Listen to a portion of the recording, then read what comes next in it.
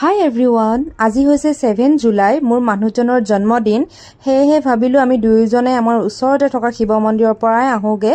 যিহেতু আজি সোমবাৰো পৰিছিলে, সেইকাৰণে আমি দুয়োজনেই আহিলোঁ।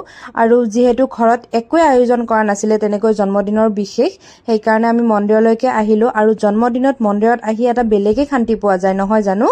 তাৰ পৰা আহি এয়া হৈছে দুপৰীয়া। মই এটা ঘৰতে সৰুকৈ কেক বনালোঁ, মানে বাৰ্থডে বুলি নহয়, যাতে ঘৰত চাহৰ লগত খাব পাৰি তেনেকৈ এনে নৰ্মেলকৈ এটা আইচিং নকৰাকৈ এটা নৰ্মেল কেক বনালোঁ। তাতে মই অকণমান ওপৰত ড্ৰাই ফ্ৰুটছ দি দিছিলোঁ। নৰ্মেল যেনেকৈ বেটাৰটো বনাই তেনেকেই বনালোঁ, কেৱল মোৰ কল দুটা আছিলে, সেই দুটাও মই লগতে মিক্স দি দিছোঁ।